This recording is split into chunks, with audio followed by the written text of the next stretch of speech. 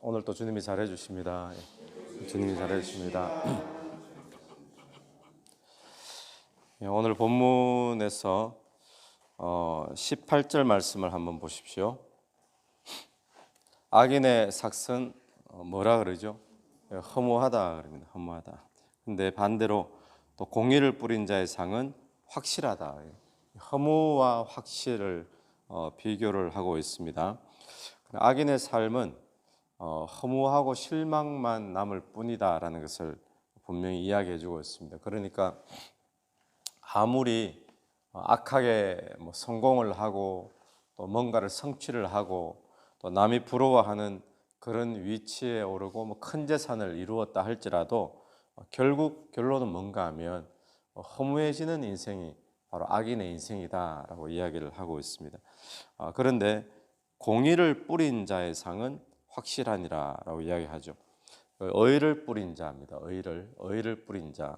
여기서 뿌린다 그러니까 마치 농부가 밭에 이제 씨를 뿌리는 그런 것을 연상하게 되는 표현을 썼는데, 여러분 오늘 저와 여러분의 삶에 의를 뿌릴 수 있게 되기를 바랍니다. 그래서 농부가 밭에다가 씨를 뿌리는 것처럼 의를 뿌리는데 어디에 의를 뿌릴까요? 우리의 삶에 의를 뿌린다면 오늘 여러분이 일하는 일터에서 의를 뿌릴 수 있겠죠. 또 학교에서 또는 오늘 누구 만나기로 약속했는데 그 만남의 대화 속에 내가 처신하는 모든 행동 가운데 어떤 것이 의롭게 사는 것인가 의를 뿌리는 거예요. 그 의를 뿌리듯이 그렇게 뿌리면 확실하다. 뭐가 확실할까요? 그 의가 후에 열매 맺게 되는 거 분명하고 확실한 줄로 믿습니다. 그런데 악을 행해서 아무리 열심히 살고 부자가 되고 성취를 해도 뭔가 이루은 것 같지만 결국 본인의 인생은 허무하고 실망만 남을 뿐이다라는 것을 분명히 말해주고 있습니다. 그래서 18절 이하에서부터 보면 악인의 삶하고 또 의를 뿌리는 자의 삶 비교를 계속하고 있는데 18절에서는 허무하다 그랬죠. 19절을 보면 하반절에 악을 따르는 자는 사망에 이르느니라. 20절 마음이 굽은 자는 여호와께 미움을 받고 21절 악인은 피차 손을 잡을지라도 벌을 면하지 못한다. 피차 손을 잡는다. 이건 연합을 하고 어떤 일을 해도 악인은 결국 벌 받는 인생이 된다라는 것을 이야기를 하는 거죠. 그런데 거기에 비해서 의인은 어떻게 되느냐? 공의를 뿌리는 자 상이 확실하고 또 19절 공의를 굳게 지키는 자 생명에 이르고 20절 행위가 온전한 자는 그의 기쁘심을 받고 하나님의 기쁘심을 받는다는 거죠. 21절 마지막 보면 의인의 자손은 구원을 받으리라. 그러니까 이 악인의 인생은 결국에는 허무할 수밖에 없다라는 겁니다. 그래서 우리가 의롭게 살고 의를 뿌리는 것이 지혜롭게 사는 것인 줄 믿습니다. 지금 눈앞에 당장은 막 악하게 또 거짓으로 부정하게 죄를 지으면서 막 승승장구하는 사람을 보면 우리도 흔들릴 때가 있고 부러워할 때가 있잖아요. 그런데 그 결론은 분명하게 말하는 것이 허무다라고 이야기를 합니다. 그런데 씨를 뿌리면 지금 당장 눈에는 보이지 않잖아요. 씨를 뿌린다는 것은 미래를 기대하고 씨를 뿌리는 거죠. 그러니까 오늘 저와 여러분이 우리가 의를 뿌리는데 곧 기쁨으로 단을 거둘 줄로 믿고 의를 뿌릴 수 있게 되기를 간절히 바랍니다. 그것이 지혜다라는 것을 오늘 본문이 분명히 말씀을 해주고 있습니다. 24절 말씀 보면 24절에 흩어 구제하여도 더욱 부하게 되는 일이 있나니 과도히 아껴도 가난하게 될 뿐이니라. 여기도 이제 두 개를 대조를 하는데 흩어 자기의 재물을 흩는다는 겁니다. 흩어서 구제하는데 사용해도 더 부하게 된다. 허터 구제하는데 부하게 되는 일이 있다는 거예요. 근데 반대로 아껴 쓰는데 그것도 과도하게 아껴 쓰는데도 안 모이고 가난하게 되는 일이 있다. 또 25절도 마찬가지입니다.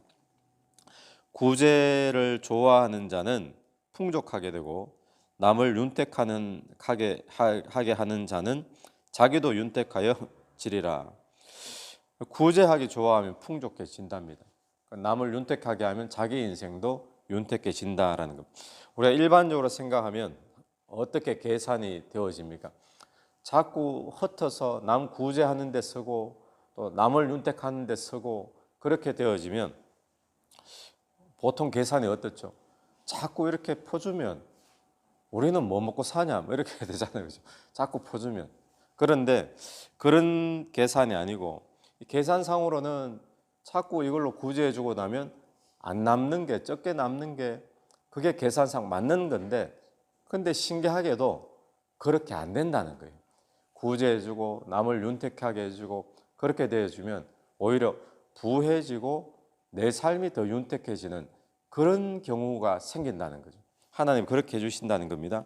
그래서 옛날에 어른들 뭐 이야기를 들으면 남들한테 인정 있게 행하고 또 늘 남 도와주기 좋아하고 이런 사람들의 자손들은 다 잘 되더라 뭐 이런 이야기들 하는 것처럼 오늘 이 본문이 흩어 구제하고 또 남들을 윤택해 하고 그렇게 하는 인생이 지혜로운 인생임을 이야기를 하고 있죠. 또 26절도 같은 맥락입니다. 곡식을 내놓지 아니하는 자는 백성에게 저주를 받을 것이나 파는 자는 그의 머리에 복이 임하리라. 곡식을 내놓는다, 팔아서 내놓는다. 이거는 구제한다는 거예요. 구제하면 그 머리에 복이 임한다라는 거. 오병이어를 보면 그렇죠. 오병이어 사건을 보면 오병이어 그 작은 것을 내어놨는데 계산상으로 그걸 나눠 먹을 수가 없잖아요. 작은 걸 내놨는데 나중에 남는 거 12광줄이 남잖아요. 그래서 학자들이 성경을 보는 사람들이 그런 추측을 합니다. 12광줄이 남았는 거 이거 어떻게 했을까? 어떻게 했을 것 같습니까? 12광줄이나 남았는데 12광줄이 남았는 거 분명히 도시락 바친 소년 집에 다 줬을 것이다. 이렇게 이제 추측을 하는 거죠. 재밌는 이제 상상을 하는데 충분히 가능성이 있죠. 하나님이 우리가 주님을 위해 이름으로 쓰면 그걸 사용하시면 도시락인데 혼자 먹을 1인분인데 그걸 구제하는 데 쓰고 남을 윤택하는 데 쓰고 하면 5천 명을 먹일 수 있는 그런 도구가 되게 하시고 그러고도 충분히 남게 하고 계산상은 안 나오는 건데 그런데 그런 일이 일어난다는 거죠. 그래서 오늘 여러분 우리의 삶이 풍족해지기를 원하는 분이 있다면 또 내 삶이 윤택해지기를 원하는 분이 있다면 오늘 이 말씀을 붙잡게 되기를 바랍니다. 하나님의 말씀인 줄 믿고 남을 구제하는 일에 또 실제로 지금도 주변에 보면 이런 간증은 쉽게 찾을 수 있죠. 늘 베풀고 남 섬기고 남 구제하고 남에게 잘 베풀어서 남들을 윤택하게 만들고 이렇게 좋아하는 사람의 물질적인 어떤 상황에 대해서는 주님이 채워주시는 오히려 더 채워주시는 그런 간증들을 우리가 지금도 많이 듣게 되죠. 그래서 오늘 윤택해지기를 원하면 또 풍족한 삶을 살기를 원한다면 오늘 흩어서 구제하고 남들을 윤택해 하고 이런 은혜가 있게 되기를 간절히 바랍니다. 같은 맥락에서 재물에 대한 이야기로 볼 수 있잖아요. 같은 맥락에서 28절 말씀도 보십시오. 자기의 재물을 의지하는 자는 패망하려니와 의인은 푸른 잎사귀 같아서 번성하리라. 자기 재물을 의지하는 자 패망한다. 여러분 오늘 우리가 의지해야 될 것은 많은 사람들이 재물을 의지합니다. 물질을 의지합니다. 그래서 물질을 의지하는 사람의 특징은 물질이 줄어들면 막 견딜 수 없어하고 또 너무너무 불안해하고 두려워하고 그렇게 되어지죠. 물질은 우리가 의지해야 될 존재가 아닙니다. 그런데 많은 사람들은 하나님보다 물질을 더 의지하게 되잖아요. 그래서 성경에서도 하나님을 섬기느냐, 만몬을 섬기느냐. 하나님하고 딱 견주어서 이렇게 대결을 시키는 존재가 만몬, 물질의 신을 이야기하잖아요. 그만큼 사람에게는 이 물질이 강력한 역할을 한다는 겁니다. 그런데 물질은 우리가 의지해야 될 그런 존재가 아니라 우리가 의지해야 될 존재는 주님밖에 없는 줄로 믿습니다. 그러니까 내가 먹고 사는 것 물질에게 달린 것처럼 보이지만 내가 먹고 사는 것은 물질에 달린 것이 아니라 하나님께 달려있다는 사실을 우리가 믿는 거죠. 그래서 하나님만을 의지하는 겁니다. 그렇게 의지하는 인생이 뭘 할 수 있을까요? 내 먹고 사는 것이 물질에 달린 게 아니라 여호와께 달린 것이다. 이걸 믿고 의지하는 사람이라야 흩어서 구제할 수가 있죠. 안 그러면 막 모아야죠. 근데 과도하게 모아도 가난하게 된다는 거예요. 그래서 남을 윤택하게 하고 곡식을 팔아서 남을 돕고 이거 전부 다 누가 할 수 있는 일이냐? 내가 먹고 사는 게 지금 이 물질에 달린 게 아니라 하나님께 달려있기 때문에 하나님 믿고 구제하고 윤택케 하고 이렇게 할 수 있다는 것이죠. 자, 그런 자의 인생은 28절 하반절을 다시 보십시오. 28절 전체를 보시면 자기의 재물을 의지하는 자는 패망하려니와 의인은, 여기서 의인은 누굴까요? 재물 의지하지 않는 자겠죠. 여호와를 의지하는 자. 그런 자는 푸른 잎사귀 같아서 번성하리라. 또 30절 의인의 열매는 생명나무라. 생명나무니까 늘 생명이 풍성한, 생명이 풍족한 그런 인생을 살게 된다는 것이죠. 오늘 저와 여러분의 인생이 우리가 악을 쫓지 않게 되길 바랍니다. 그 모양이, 열매가 아무리 좋아 보이고 귀해 보여도 결국에는 허무할 뿐이다 라는 것을 이야기해 주고 있으니까 오늘 하루 삶에서 어디를 가든지 어떤 현장에 있든지 의를 자꾸 농부처럼 의의 씨앗을 뿌리게 되길 바랍니다. 그러면 그 씨앗을 우리가 반드시 기쁨으로 단을 거두는 그런 때가 오게 될 줄 믿습니다. 또 우리가 재물을 의지하지 아니하고 여호와가 나를 먹여 살린다, 그걸 의지하면서 또 우리가 가진 것을 통해서 주변 사람들을 또 세울 수 있고 살릴 수 있는 그런 귀한 은혜도 있게 되기를 간절히 바랍니다. 같이 기도드리겠습니다. 하나님 아버지, 하늘을 감사합니다. 오늘 의를 뿌리는 그런 농부의 심정을 가지고 오늘 또 살 수 있도록 도와주시옵소서.